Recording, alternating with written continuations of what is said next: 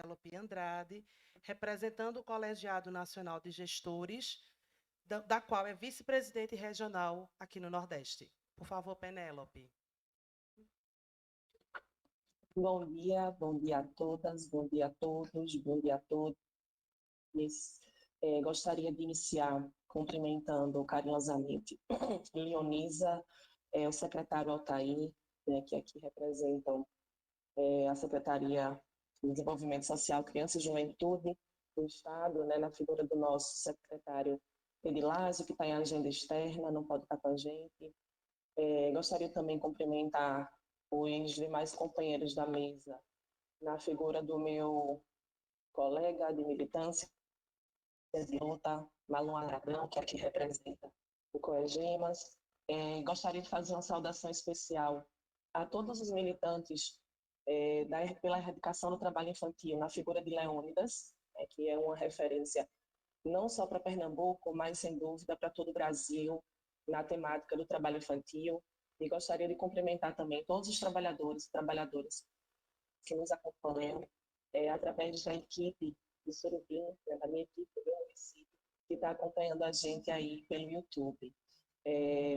Sou Penélope Andrade, né, estou gestora no município de Surubim, agreste pernambucano, e nesse ato represento o Colegiado Nacional de Gestores Municipais de Assistência Social. E estar discutindo, né, proteção social e o enfrentamento do trabalho infantil em Pernambuco, não só em Pernambuco, mas acredito que no Brasil inteiro, é sempre um desafio, sobretudo no contexto que a gente vivencia de aprofundamento das desproteções sociais. Eu olho para uma mesa como essa, né, eu reflito a partir da fala dos colegas que me antecederam e fico pensando, nós temos a Procuradoria Regional do Trabalho debatendo, nós temos o Ministério Público do Trabalho, nós temos a Superintendência Regional do Trabalho, nós temos os conselhos que representam aí a participação da sociedade civil também, o controle social, nós temos a Unicef, né, um órgão de peso como a Unicef, nós temos o SUAS, que é um sistema cuja capilaridade é impressionante e inquestionável, e eu fico me perguntando por que a gente ainda está debatendo a erradicação do trabalho infantil. O que é que está além das nossas forças, o que é que está além das nossas capacidades, que não conseguimos alcançar e que nos faz, né, Leonisa, como a Leonisa falou, a gente debateu em 2019, 2020, 19, 18, 17, e desde que milito pelo SUAS, né, desde 2010 que atuo e milito nessa política de assistência, a gente está aqui falando sobre a importância de erradicar e combater o trabalho infantil.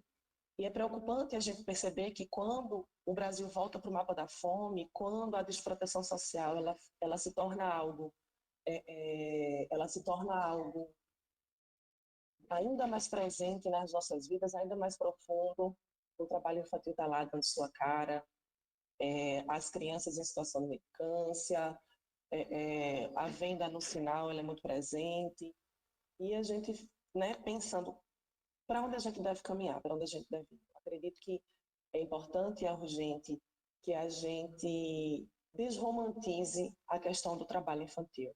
Ainda é muito presente, aí eu falo aqui do meu chão, né, que é o chão do município, ainda é muito real, ainda é muito presente a dinâmica de que o trabalho dignifica o homem, então eu trabalhei e não morri, é melhor estar trabalhando do que estar na rua, que são as frases que a gente escuta, que são as frases que a gente socialmente aprendeu a legitimar, a gente enquanto sociedade.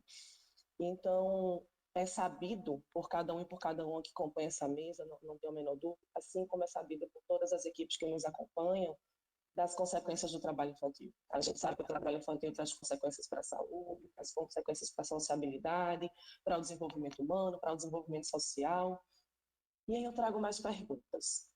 Se a gente sabe dessas consequências, por que então, quando uma equipe vai fazer uma abordagem social, né, e tentar se aproximar de uma criança em situação de trabalho infantil, essa criança mente os dados dela? Ela diz que mora em outro município, ela diz que estuda em outra escola, ela inventa estratégias para não se encontrar. Porque então um pai ainda leva seu filho, independente da condição socioeconômica, o pai ainda leva seu filho para dentro do seu comércio, para trabalhar, né? E quanto mais vulnerável a situação da família, mais presente é essa realidade. Eu acho que a gente precisa realmente repensar nossas estratégias, eu acho que a gente precisa realmente pensar o nosso norte e precisa ser articulado de uma forma diferenciada. E Léo falou, né? Léo disse, Leonisa falou, a gente precisa falar para fora, a gente precisa externar os riscos e as consequências desse tipo de violação de direitos. Então, é importante a gente destacar em que momento da história a gente está. Né? Desde 2000, o trabalho infantil, a erradicação do trabalho infantil, ele é previsto na LOAS, então tem tempo que isso é algo que precisa ser combatido, é algo que precisa ser erradicado. Em 2014, o PET, então o PET, ele se torna uma estratégia de gestão. A erradicação do trabalho infantil, ela se torna uma estratégia de gestão. Contudo, pouco depois, o SUAS começa a vivenciar um processo de fragilização a partir do seu desfinanciamento.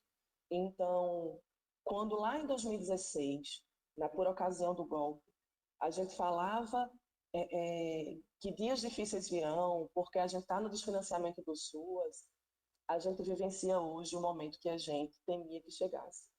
E não é querer trazer para tudo a questão do orçamento, a questão do financiamento da política pública.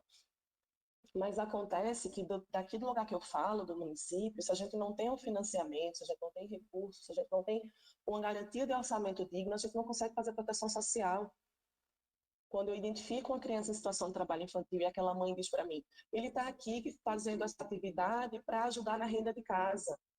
E eu, enquanto município, não tenho uma estratégia que consiga dar uma resposta efetiva para aquela família, eu preciso falar disso. Eu preciso falar da gestão dessa política. Eu preciso pensar em caminhos que sejam mais estratégicos. Eu preciso olhar para os meus parceiros nessa rede de proteção e entendê-los como parceiros. E não como cobradores que vão só mandar o documento no cumpra-se. A gente precisa garantir uma rede de proteção, de fato, intersetorial. Eu preciso olhar para os meus parceiros e saber que eles são parceiros e que eles estão aqui para entender minha realidade e para pensar estratégias junto comigo. E não apenas para mandar o documento, para mandar o questionamento, para mandar a cobrança.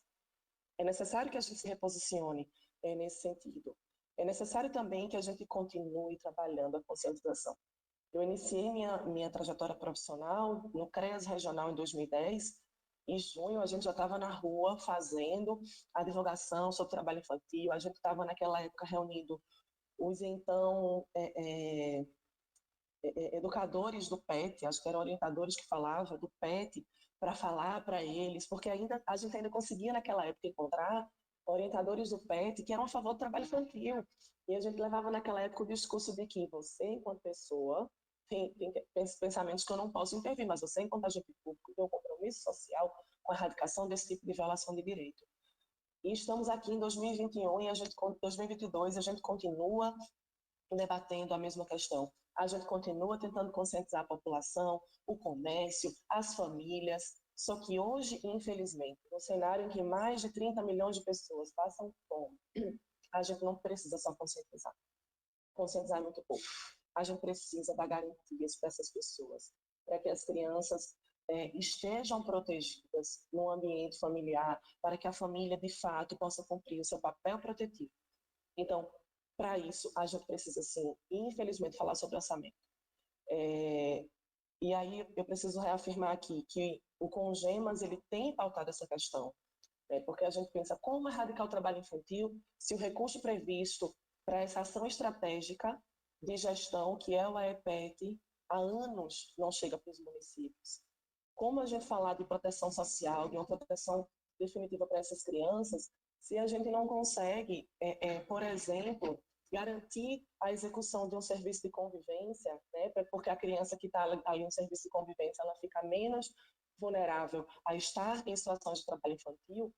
Se a gente tem hoje no serviço de convivência cortes de até 60% de recursos e não consegue manter equipe, não consegue conseguir contemplar o universo de usuários que se deve. Então, entender a problemática que a gente vive, perpassa por entender a conjuntura onde a gente está inserido. Então, numa conjuntura de uma emenda constitucional 95, que congela por 20 anos os investimentos nas áreas sociais, numa conjuntura em que a gente tem uma portaria 2362, que a gente chama de portaria do calote, que corta em até 60% os recursos que são destinados para a execução do SUS no país, numa conjuntura de um governo que tem um claro cunho ideológico de fundamentais das proteções sociais, as violências e as violações de direitos, a gente precisa ser estratégico, a gente precisa entender de onde a gente fala e o que é que a gente quer. Então, o Congemas tem adotado a postura de pautar a importância desses recursos, de pautar a manutenção das ações estratégicas do PET. E hoje o Congemas, a gente, inclusive no nosso 22º Encontro Nacional, que foi realizado no início do mês de junho, em Foz do Iguaçu, um dos painéis temáticos, né, teve trabalho infantil como debate, trouxe debates muito necessários para a nossa realidade, e ainda precisamos, infelizmente, falar sobre a desnaturalização do trabalho, a desromantização do trabalho infantil. Isso, infelizmente, ainda é necessário, mas também é necessário pautar espaços outros de luta. Saímos do nosso 22º encontro com a pauta prioritária para o SUAS, para todos os gestores municipais de assistência social, que é a defesa da PEC 383, a PEC que garante 1% da receita corrente líquida da União para a gestão e execução de ações do SUAS. E só através disso, só quando a gente tiver um chão seguro e firme onde pisar, né, só quando a gente tiver a garantia de um recurso mínimo para existirmos enquanto sistema único, enquanto política de proteção social, é que a gente consegue avançar no nosso debate. Eu tenho dito que a gente não tem conseguido fazer gestão. Né? Os gestores que estiverem me acompanhando devem concordar comigo que há anos não conseguimos fazer gestão, porque há anos o que a gente vem tentando fazer é sobreviver. Entender como é que eu vou executar, por exemplo, uma medida socioeducativa com a parcela de R$900 que entra nas contas. E assim a gente vai tentando, fazendo mágica, fazendo malabarismo para não fechar serviço, para não fechar CREAS, para sensibilizar a equipe, para garantir de fato essa proteção social. Então, quando a gente tiver de fato um recurso mínimo garantido através dessa emenda constitucional, que hoje é a nossa principal bandeira de luta, a gente vai conseguir fazer gestão, a gente vai conseguir avançar nas nossas pautas, a gente vai conseguir visualizar uma sociedade que seja de fato mais justa e mais igualitária.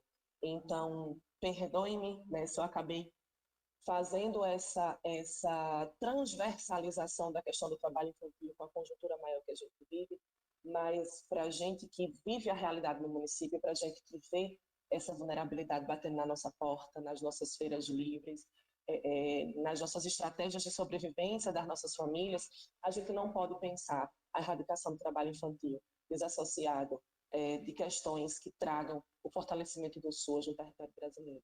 Então, deixo aqui o meu cumprimento para os demais colegas, a minha reflexão e meus votos de que esse evento seja extremamente produtivo, e sei que será, porque os nomes que estão aqui para fazer esse debate, para fomentar esse debate, são nomes altamente qualificados, mas que a gente saia daqui, sim, inquietado, né? Se a gente saia daqui incomodado com esse trabalho infantil que está dentro, não está só nas ruas, ele está dentro das famílias, que a gente precisa de respostas reais, respostas urgentes, para que essas famílias sejam espaços protetivos e não núcleos violadores de direitos. Então, muito obrigada, minha gente. Um bom dia a todos e a todas.